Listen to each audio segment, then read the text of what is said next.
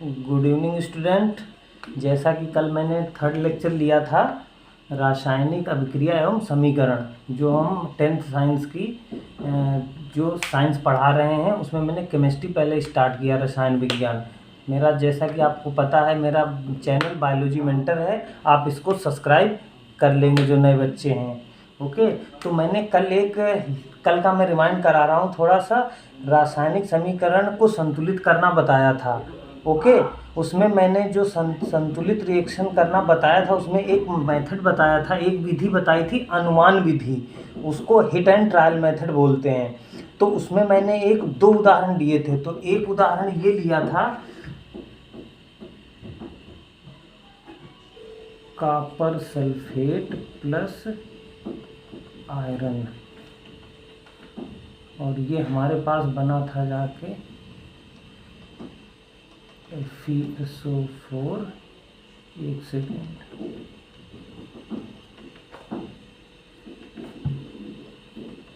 Plus हमारे पास क्या बच गया था, कॉपर। तो कल मैंने इसका नाम फेरिक सल्फेट बोल दिया था, जो कि गलती से मिस्टेक हो गई थी। इसका नाम फेरस सल्फेट होता है। इसका नाम क्या होता है, फेरस सल्फेट, ना कि फेरिक सल्फेट। ओके, तो ये थोड़ी सी मिस्टेक हो गई थी कल, तो मैंने कहा आज उसको रिमाइंड करवा देते हैं। ओके, तो चलो आज हम स्टार्ट करते हैं अपना फोर्थ लेक्चर। जैसा कि टेंथ साइंस का मैंने इस सीरीज में शुरू किया है, और आप बताएंगे कैसा चल रहा है, सब लोगों को समझ में आ रहा है। ओके, चलिए, तो आज हम क्या करते हैं, उसी के आगे कल मैंने संतुलित करना बता दिया था, अब उसकी विधि क्या है। ओके, तो मैं आज विधि बताने जा रहा हूँ। मैंने एक रिएक्शंस लिखी है, प्रश्न के रूप में एक ले लिया है कि CaCO3 plus HCl arrow CaCl2 plus CO2 plus H2O। तो मैंने क्या किया है यहाँ पे ये एक रिएक्शन लिखी हुई है, समीकरण। इसको क्या करना है, मुझे लिखा है नीचे, समीकरण को संतुलित कीजिए।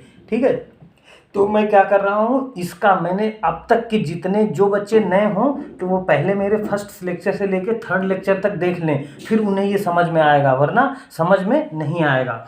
ओके, तो क्या करेंगे, नए बच्चे जो स्टूडेंट हैं वो पिछला वीडियो देख लेंगे, इसके बाद में ये शुरू करेंगे। तो मैंने क्या किया था, रिएक्शन का ढांचा बनाना बता दिया था। आज उसको पूरा एक क्वेश्चन का मैं पूरा एक विस्तृत सॉल्यूशन दे दूंगा, विस्तृत हल दे दूंगा। उसमें पूरी रिएक्शंस आप संतुलित करने का मैं तरीका बताऊंगा। ठीक है, इसको अच्छे से पढ़ेंगे, आज का लेक्चर और भी इंपॉर्टेंट है।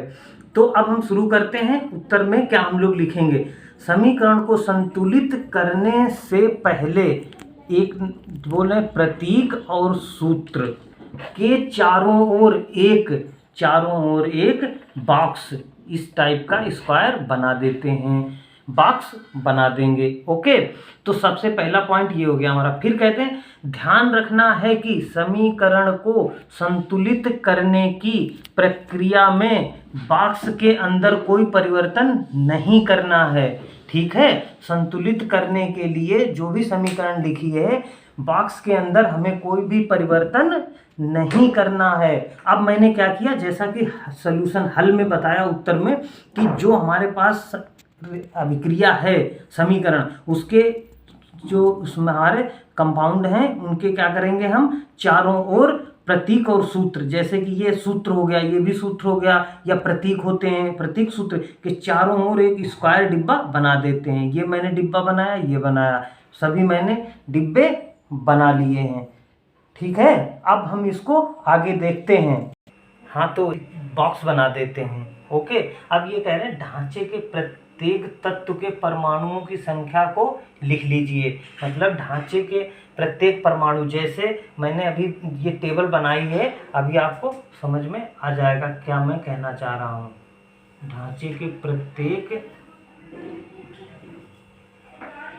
परमाणुओं की संख्या को क्या करेंगे हम लोग, ढांचे के प्रत्येक परमाणुओं की संख्या को क्या करेंगे, लिख लेंगे, अलग अलग लिख लेंगे। यहाँ पे था बायां पक्ष, लिख लेंगे। अब मैंने क्या किया, तत्व लिखा है, परमाणुओं की संख्या बाएं पक्ष, जैसे कि ये वाला था जो ये पोर्शन, ठीक है। अब इसमें लिखा परमाणुओं की संख्या दायां पक्ष, मतलब दाहिने पक्ष में कितने परमाणु हैं, बाएं पक्ष में कितने परमाणु हैं। तो तत्व की बात करते हैं। तत्व जो हमारी समीकरण में यूज हुए हैं, सबसे पहले कैल्शियम, दूसरा कार्बन, तीसरा ऑक्सीजन, चौथा हाइड्रोजन, पांचवा क्लोरीन। तो कितने तत्व हमारे रिएक्शन में समीकरण में प्रयोग किए गए हैं, 5 तत्व, calcium, carbon, oxygen, hydrogen, chlorine. Okay, अब देखते हैं बाएं पक्ष में परमाणुओं की संख्या कितनी है। बायां पक्ष, कैल्शियम 1, देखिए कैल्शियम 1 है। उसके बाद कार्बन 1, कार्बन देखिए 1 है। उसके बाद ऑक्सीजन 3, यहाँ पे 3 ऑक्सीजन है। तो हाइड्रोजन 1, ये हाइड्रोजन 1 है। क्लोरीन 1, यानी ये क्लोरीन 1 है। तो बाएं पक्ष में परमाणुओं की संख्या मैंने लिख ली। अब दाएं पक्ष में आते हैं, तो दाएं पक्ष में कैल्शियम 1 है, ये कैल्शियम 1 है। कार्बन 1 है, हमारे पास कार्बन ये गया 1 है। ऑक्सीजन 3 है, ऑक्सीजन 2 ये रहे और एक जल के साथ बना है एक वो, तो ऑक्सीजन हमारे पास कितने हो गए, 3। हाइड्रोजन 2 हैं, यहाँ पे H2, ये 2 हाइड्रोजन है। और क्लोरीन दाएं पक्ष में कितने हैं, 2, ये 2 लिख दिए। आपको समझ में आया। ऐसे ही प्रत्येक रिएक्शन को पूरे तरीके से सॉल्व करेंगे।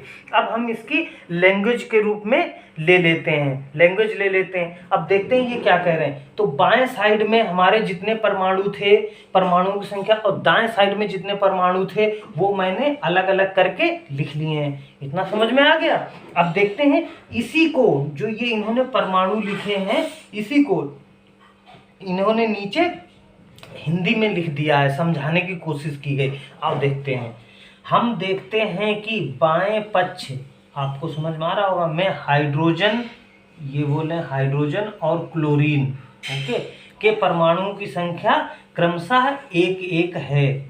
अब ये कह रहे हैं बाएं पक्ष में हाइड्रोजन और ये क्लोरीन की संख्या कितनी है, हाइड्रोजन और क्लोरीन की संख्या 1-1 है। हो गया। अब कह रहे हैं आगे, जबकि दाएं पक्ष में इनके परमाणुओं की संख्या क्रमशः 2 और 2 है। अब दाहिने साइड में देखते हैं, किसको देखेंगे, हाइड्रोजन और क्लोरीन को ही देखेंगे। उधर भी इसमें कितना बता रहे हैं, 2 और 2 है। देखिए बाएं पक्ष में, सॉरी दाहिने पक्ष में कितने, 2 और 2। इतना क्लियर हो गया।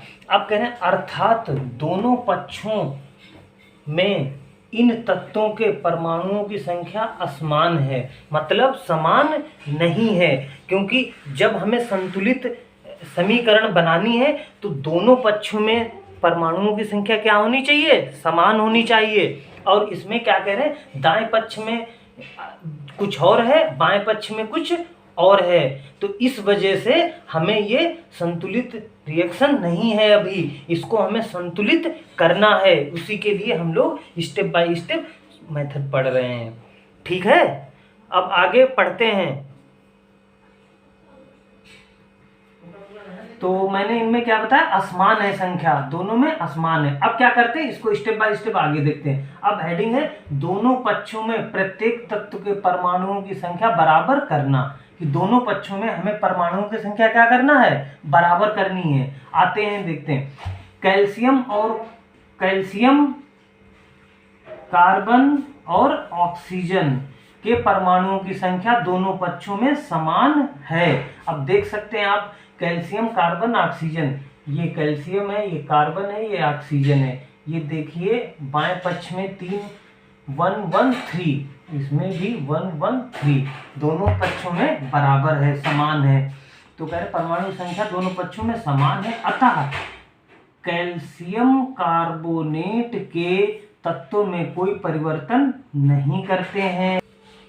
जैसा कि बताया, कैल्शियम कार्बोनेट के तत्व में कोई परिवर्तन नहीं करते हैं। ठीक है, अब आते हैं हाइड्रोजन और क्लोरीन के परमाणुओं की संख्या को दोनों ओर बराबर करने के लिए, मतलब हाइड्रोजन बोल रहे हैं और क्लोरीन, हाइड्रोजन जो था वो और क्लोरीन के परमाणुओं की संख्या दोनों ओर, क्योंकि हमें समीकरण को संतुलित करना है। तो दोनों ओर बराबर मतलब 2-2 करने के लिए बाईं ओर HCl में 2 से गुणा कर देते हैं। मतलब हाइड्रोजन और क्लोरीन के परमाणुओं की संख्या दोनों ओर बराबर करने के लिए बाईं ओर HCl में हाइड्रोक्लोरिक एसिड में 2 से गुणा कर देते हैं। तो दोनों पक्षों में हाइड्रोजन और क्लोरीन के परमाणुओं की संख्या बराबर हो जाती है। ठीक है, अब मैंने क्या बताया है, पूरी रिएक्शन मैंने बता दी है। अब देखना कैसे बताते हैं। जो मैंने ये रिएक्शन करने को बता दी, अब मैंने स्टेप बाय स्टेप ये पॉइंट बताया। ये पॉइंट और इम्पोर्टेंट है, हाइड्रोजन और क्लोरीन के परमाणु की संख्या बराबर हो जाती है।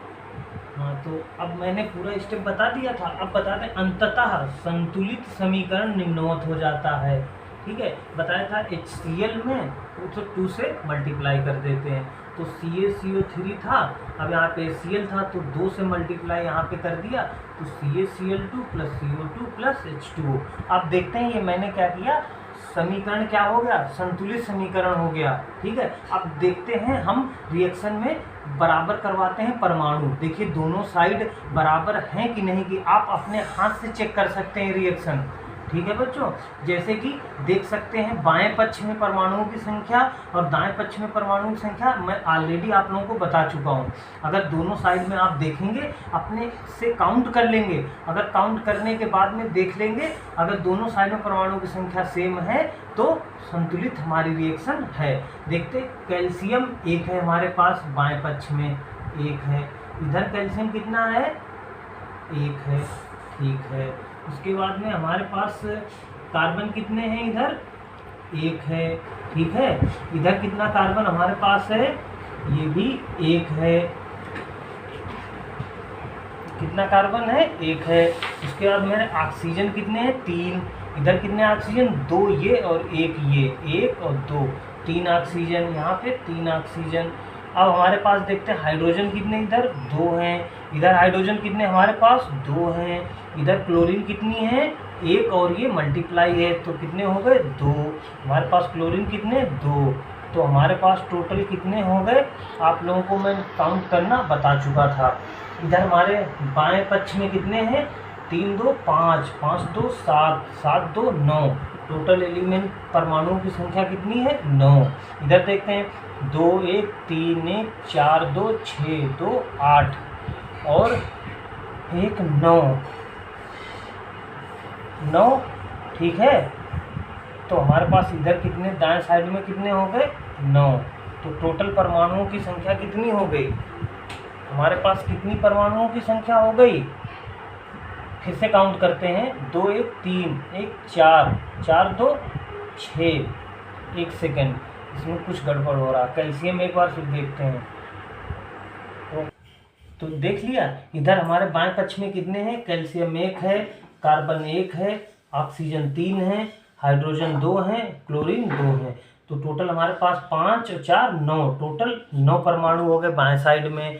राइट हैंड साइड में देखते हैं, दाएं साइड में कार्बन कैल्शियम कितना 1, क्लोरीन कितने 2, कार्बन कितना 1, ऑक्सीजन कितना 2 यहाँ और 1 वहाँ। ठीक है, 3 इधर हो गए, हाइड्रोजन 2। टोटल जोड़ते हैं 1 2 3 1 4 2 6 2 8 1 9। तो हमारे पास दाएं साइड में परमाणु की संख्या कितनी हो गई, 9। तो इस तरीके से हमने आज एक सिंपल वे में, एक आसान तरीके में पूरा एक विस्तार से मैंने समीकरण को संतुलित करने की स्टेप बाय स्टेप सिखा दिया है। मिलते हैं नेक्स्ट वीडियो पे।